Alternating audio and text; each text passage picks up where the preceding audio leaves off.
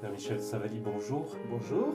Vous êtes prêtre du diocèse d'Aix et Arles et vous êtes intervenu dans le cadre de la session Art sacré et religion, plus particulièrement sur le thème cette année de la cité médiévale au Moyen Âge. Vous avez eu un parcours d'histoire et d'histoire de l'art aussi, mais surtout vous êtes un passionné notamment de l'implantation des ordres religieux dans les villes en Provence et à Aix en particulier. Pouvez-vous nous dire la teneur finalement de ce qu'il faut retenir du propos qui a été le vôtre sur l'implantation des ordres mendiants en particulier dans la cité?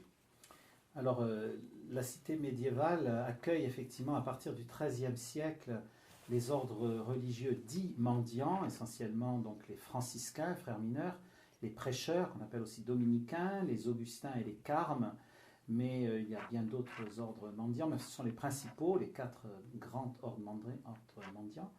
Et ces ordres vont en fait répondre à une attente conjointe des élites sociales, les comtes de Provence par exemple, les évêques, Mhm. lorsqu'on veut justement réactiver la pastorale dans les villes, mais aussi du peuple, et également les élites de la bourgeoisie qui ont une aspiration à la vie évangélique qu'ils ne pouvaient pas trouver dans les ordres monastiques, qui étaient vraiment séparés du monde, ou en tout cas éloignés des villes. Et également, il y a cette aspiration chez le peuple, hein, on veut avoir des religieux, des prêtres proches de la population, dans ces fameux faubourgs qui se créent à la sortie des villes, qui ne sont plus tout à fait la campagne, mais qui ne sont pas encore la ville.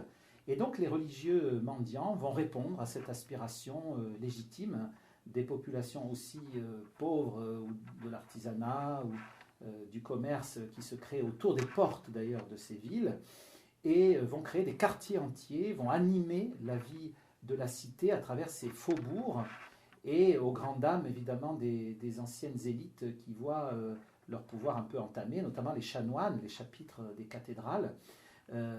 Qui étaient Voilà, des religieux qui étaient aussi? des religieux qui, souvent, pas toujours, Pas toujours. mais parfois suivaient la règle de Saint-Augustin, c'est des chapitres de chanoines réguliers, hein. En général, au Moyen-Âge, ils sont encore réguliers, c'est plus tard qu'ils vont se séculariser davantage, mais évidemment, c'était des gens de pouvoir.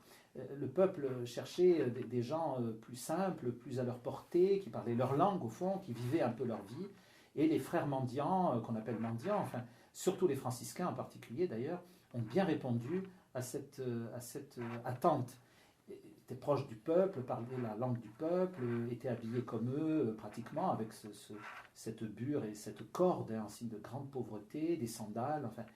Et les dominicains ont répondu différemment, hein, à cette attente. C'est plutôt l'élite bourgeoise et aristocratique qui va donc frayer avec les dominicains, qui ont répondu à cette recherche de la vérité, cette exigence théologique, biblique, recherche aussi dans la morale.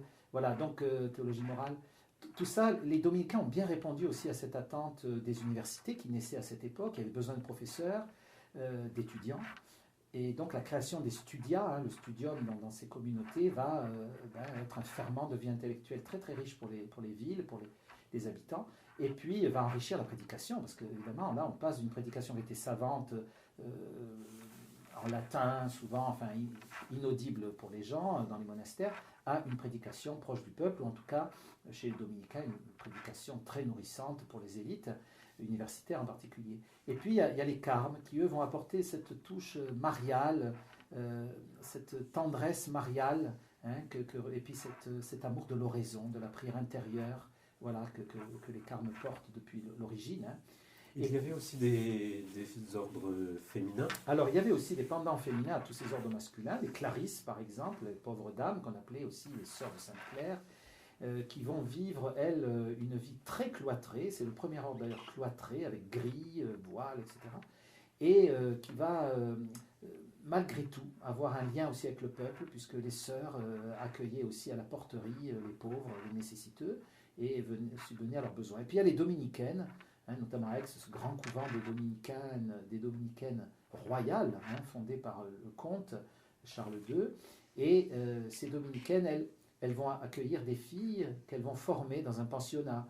Ce ne sont pas forcément des filles qui vont devenir religieuses d'ailleurs, hein, la plupart même vont se marier, mais ce sera aussi un vivier de vocation. Voilà, c'était des grosses communautés chez les dominicaines, une centaine de religieuses, avec des implications aussi envers les nécessiteux, puisqu'elles accueillaient aussi à la porterie les pauvres, hein, comme les Clarisses, mais peut-être, comme elles n'avaient pas la clôture aussi stricte que les Clarisses, peut-être avec plus de liens, aussi avec le pouvoir. Par exemple, à Aix, le comte avait sa maison de campagne, on peut dire, sa demeure plus intime chez les sœurs, où il passait des séjours un peu longs dans la prière, mais aussi dans la Et vie. est-ce que ces monastères existent encore? Alors, ces monastères, malheureusement, en Provence, sur les 400 communautés qui étaient à peu près au XIVe, XVe siècle, 400 communautés, disons, entre les moines, les ordres mendiants, les hospitaliers.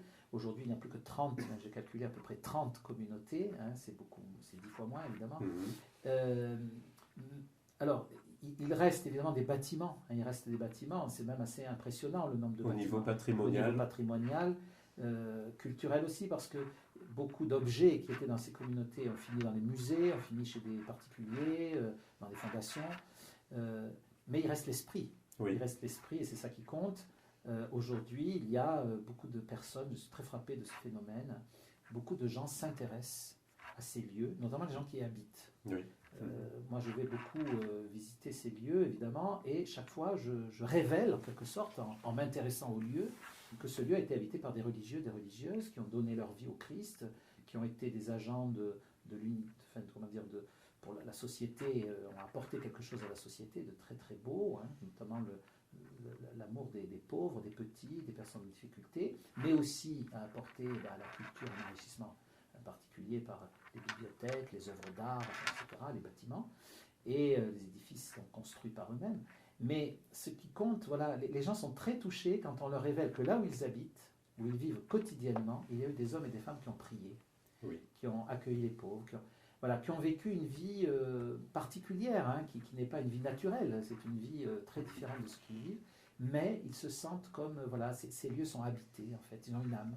Et du coup, ils redécouvrent peut-être un peu aussi à travers ça le chemin de la foi. Très bien. Voilà. Merci beaucoup, Père Michel Savali.